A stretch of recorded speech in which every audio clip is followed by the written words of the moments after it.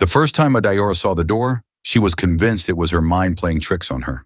The house she rented in Enugu was small, too small in fact, for anything as mysterious as a hidden entrance. 2 bedrooms, a parlor, a narrow corridor, and a kitchen that always smelled faintly of pepper soup no matter what she cooked. She had walked through that corridor almost every day for 6 months, and there had never been a door at the end of it. Until tonight. She froze a few steps away from it, her grocery bag slowly slipping from her hand. The corridor felt unfamiliar suddenly, as though the walls had shifted slightly to make room for something that had waited too long to reveal itself. The door was old, wooden, carved with symbols she couldn't place, covered in a faint shimmer as if dusted with moonlight. But the strangest part was the sound. Someone was humming behind it. A man. A deep, warm hum that vibrated gently through the wood, flowing into her chest like a forgotten memory. Adaora blinked hard. She worked long hours at the clinic, sometimes 12 hours straight. Fatigue could cause hallucinations, she told herself. She had experienced phantom ringing before, phantom footsteps, but not a phantom door. As she reached toward the handle, the humming stopped abruptly, replaced by silence thick enough to choke on. Her breath quickened. Adaora! She spun around, heart thrashing wildly, only to find the corridor empty. The voice had come from the door. Cold rushed through her bones. She stumbled back until her shoulder hit the wall. How could a stranger know her name? How could a voice sound so familiar, like someone she had known in another life, someone she had once waited for? No, she whispered, shaking her head as she backed away. This is stress, pure stress. But the door remained, and the feeling did too. The undeniable pull, like invisible fingers hooking into the center of her chest. She couldn't explain it, but something inside her knew this door was meant for her. It had appeared for her. Still trembling, she left the corridor, shut her bedroom door, and buried herself under her blanket like a child hiding from the boogeyman. She slept uneasily, waking several times to listen for footsteps or whispers. Dawn came with the sound of roosters from the neighbor's compound. Adaora walked cautiously to the corridor, bracing for the impossible. The door was gone. The wall was smooth, freshly painted, undisturbed, as though last night had been a nightmare stitched together by exhaustion. Adaora touched the wall gently, pressing her palm against the cool paint. No seams, no hinges, nothing. She exhaled shakily, half relieved, half disappointed. But as she turned away, she felt something, a faint warmth lingering on her fingertips, like the ghost of a memory she wasn't supposed to touch. And even though the house was silent, she could still hear the man's hum echoing faintly in her mind. She didn't know it yet, but this was only the beginning. The door did not appear again for 2 weeks. Adaora tried to dismiss the incident, but it clung to her mind like a burr on clothing. She found herself checking the corridor compulsively every night before bed. Nothing. Just the same narrow hallway, the same cream-colored paint, the same stillness. But the humming, that was harder to forget. Meanwhile, life outside the house kept moving. Her job at the clinic grew more demanding, the patient load heavier. Yet something felt different inside her, a restlessness she couldn't name. On a slow Saturday afternoon, Adaora visited her mother in Nsuka. Mama was in her backyard peeling oranges when Adaora arrived. "My daughter," Mama said, hugging her tightly. "You look tired. Is work too much?" "Not work," Adaora said, then paused. Should she say it? No, it sounded foolish, even to her, but Mama tilted her head. "Talk to me." Adaora hesitated, then spoke. "Mama, have you ever seen something that shouldn't exist? Something that feels familiar, even though it's impossible?" Mama stopped peeling. Her eyes sharpened, old wisdom waking inside them. "What did you see?" Adaora recounted the entire experience. The door, the humming, the voice calling her name. But when she finished, Mama didn't laugh or dismiss her. Instead, she asked quietly, "Did the voice frighten you?" Adaora swallowed. "It startled me, but it didn't feel dangerous. It felt like someone I knew, someone I cared about." She looked away. "Except I've never met him." Mama exhaled slowly. "Adaora, our world is layered. The physical is only one part. Sometimes when the heart carries a longing it cannot name, a doorway may open. Adaora frowned. Doorway? Literal doorway? Mama nodded once. Some doorways don't lead to rooms. They lead to truth, or to someone waiting. Adaora felt a shiver. Are you saying I'm imagining a soulmate into existence? Mama chuckled sadly. Not imagining, calling. Before Adaora could respond, a strong wind swept through the backyard, rustling the plantain leaves violently. Mama's gaze drifted toward the sky. Be patient, Adaora, she whispered. Whatever is calling you is not finished. That night, Adaora returned home uneasy. At exactly 1:14 a.m., she woke with a jolt. The humming was back. She rose from her bed, heart pounding, and stepped into the corridor. Her breath caught. The door was there again, solid, carved, glowing faintly. But this time a shadow moved behind it, and then softly. Adaora, please open. Her knees nearly buckled. The voice was low, warm, full of longing, a longing that felt like it belonged to her, too. She reached for the handle. Adaora's fingers trembled as they closed around the cold metal handle. Her breath quivered, her heart beating so loudly she could hear it echo inside the corridor. Whoever the man was, whatever world he came from, she felt strange certainty. He wasn't a stranger, not truly. Adaora, the voice whispered again, softer this time. I've waited for you. She swallowed, pushing the door gently. It did not open. Instead, warmth seeped through the wood, like the palm of someone leaning against the other side. She mirrored the gesture, placing her hand flat on it. A pulse of emotion traveled through her skin. Not fear, something deeper, longing, recognition, ache. Who are you? She whispered. Silence then. I am the one you once promised to find.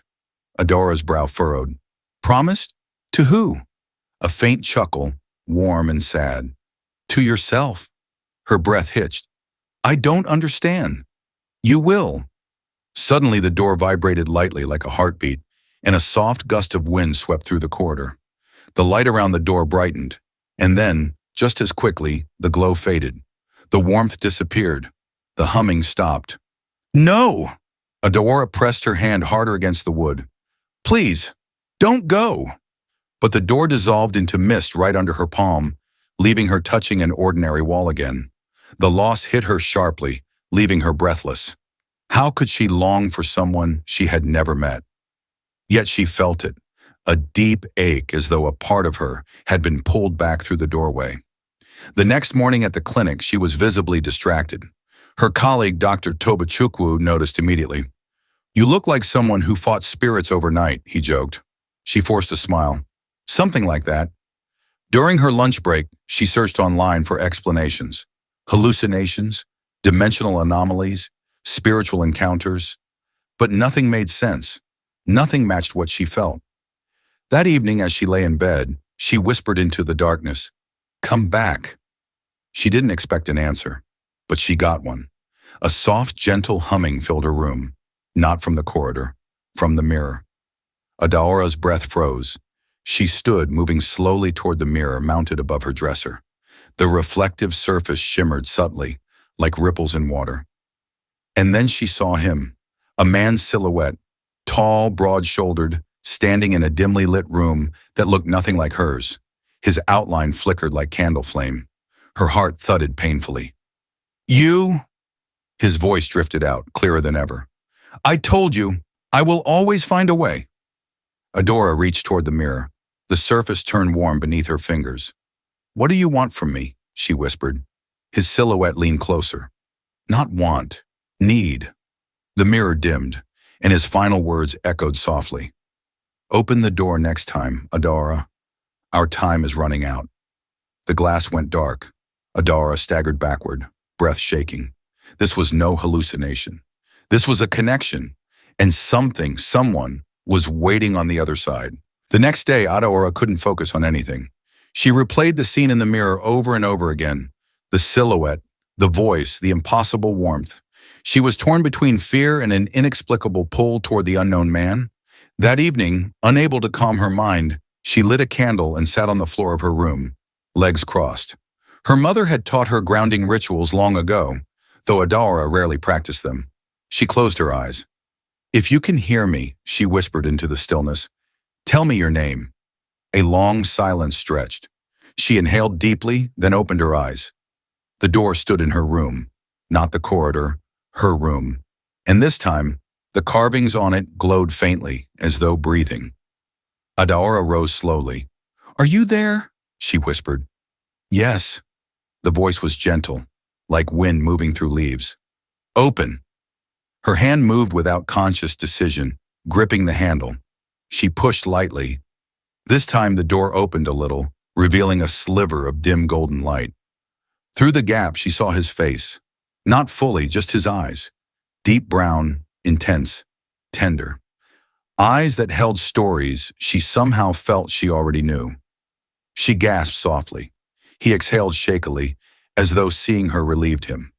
"Adaora!" "What's your name?" she asked. He hesitated, pain flickering across his features. "My name was taken, but you once called me Obinna." The name struck her like a forgotten melody. Obinna. It felt right. Too right. "Who took your name?" she asked. "Time. Fate. A mistake that separated us." Adaora shook her head slowly. "We've never met." His eyes softened. "Not in this life." Her breath caught. He continued, voice low and aching. "You promised, before rebirth, that you would find the doorway back, that you would remember me." "I don't remember anything," she whispered. His hand reached toward the gap, fingers brushing the air. "Then let me help you." Suddenly the door trembled violently. Obinna's eyes widened. "No! Adaora, step back!" A surge of blinding light erupted from the crack. The door slammed shut with a thunderous bang, throwing her backward. When she scrambled up, the door was gone. Her room vibrated with residual energy, her heart pounding uncontrollably. He had a name now, Obinna, and if he was right, her soul had known him long before her mind ever would. But something was trying to keep them apart, something powerful. Disturbed by how violently the connection had broken, Adaora sought answers. She returned to Nasuka to speak to Mom again. When she arrived, Mama was sitting outside grinding ogiri, as though she had been expecting her. "You saw him again," Mama said without looking up. Adaora nodded weakly. "Mama, he said his name is Obinna. He said we knew each other before this life." Mama's hand slowed. "Then it has begun." "What has begun?" Mama gestured for her to sit. "When I was young, there was a woman in our village, Nena. She claimed that a man appeared to her through a doorway only she could see. He said they were lovers in another world. They tried to reunite, but another presence fought against them." Adaora leaned forward. "What presence?" Mama's gaze grew distant. "Some doorways are guarded. Not all connections are meant to return." Adaora felt a chill. "So you're saying something doesn't want me to reach Obinna?" Mama nodded sadly. "There are forces that do not like what they cannot control." Adaora exhaled shakily. "But Mama, I feel like I've lost someone I should have known my whole life." Mama touched her cheek gently. "Love like that doesn't die. It waits." Adaora stayed until evening, then returned to Enugu with even more questions. That night she didn't sleep. At exactly 2:03 a.m. she felt a warmth in the room. Adaora sat up. The door wasn't there. This time the air shimmered, rippling like heat on tar. A woman stepped out, tall, dark-skinned, beautiful in a chilling, sculpted way, eyes sharp like obsidian. She wore a wrapper of deep blue cloth that flickered like smoke. Adora's breath seized in her throat. "Who are you?" The woman smiled coldly. "Someone who warned him not to return." Adaora swallowed hard. "Obinna?" "Yes, that is the name he clings to, but he belongs nowhere now, not to the world he lost, and not to yours." "What do you want?" Adaora whispered. "To end this." Adaora's voice shook. "Why? Why us?" The woman stepped closer, the air temperature dropping sharply. "Because doorways open when emotions fracture reality. You and Obinna are a tear in the balance. You must let him go." Adaora's heart hammered. "I can't." The woman's eyes narrowed. "Do you think you love him?" Adaora said nothing, but the silence answered for her. The woman hissed softly. Then prepare to suffer. The air cracked like thunder. When Adaora blinked, the woman was gone. But Obinna's voice rose faintly from nowhere. Adaora, don't give up. And she knew. She was willing to fight for him, even against forces she didn't understand. The next day was brutal at the clinic. Everything felt heavier. Voices echoed louder. Colors seemed dimmer. Adaora's chest ached as though someone had placed a stone on her heart. She knew it wasn't physical. It was emotional, spiritual. She missed him. She shouldn't miss someone she had barely seen, barely spoken to. But her soul remembered something her mind didn't, and the gap between them hurt. During her break, she stepped outside and leaned against the wall, eyes closed. Adaora. Her eyes shot open. Obinna stood beside her, not in silhouette, not through a doorway, in the flesh. People walked past him without noticing, their eyes sliding over him as though he were air. He wasn't fully here, she realized, only visible to her. Obinna, she whispered, tears stinging her eyes. He lifted a hand to touch her face, but his fingers passed through her skin like cool wind. His expression tightened with pain. I'm trying, he said softly, but she grows stronger. She wants to sever the bond. Who is she? Adaora demanded. The keeper of doors, the one who controls passage between worlds. She believes our connection threatens the barrier. Adaora clenched her fists. Why does she care? We're just two people. Obinna shook his head. We are more than that. Our souls intertwined before time shifted. You loved me once, loved me enough to follow me through worlds. But something went wrong. I was trapped between realms. You were reborn. His voice broke. And I waited. Tears slipped silently down Adora's cheeks. I want to remember. I want to know who we were. He cupped her face again. This time she felt a faint warmth, like sunlight filtered through clouds. You will, he whispered, but first you must open the door fully. Let it choose you. But every time I try, she stops us, Adaora said. Obinna's jaw tightened. Then we fight back. Suddenly the sky above them darkened unnaturally. Thunder rumbled though no clouds were present. Obinna's eyes widened. No, she's found us. Adaora reached out desperately. Obinna! But he was already fading, his outline dissolving. Adaora! His voice echoed, strained. When the door appears again, open it, no matter what. And he vanished. The world snapped back to normal. Cars honked, nurses chatted, life continued. But Adaora knew she had run out of time. The door appeared at exactly midnight, not in the corridor, not in her room, but covering her entire wall, stretching from floor to ceiling, pulsating like a living thing. The carvings glowed violently. The handle burned with golden heat. Adaora took a breath so deep it trembled all the way down. This was the moment. The air thickened, and a voice boomed from everywhere at once. You dare defy me? The keeper materialized, taller than before, dressed in shifting black smoke. Adaora stepped forward. I'm opening the door. You open it, and you doom him, the keeper hissed. Adaora froze. What do you mean? He is trapped between worlds.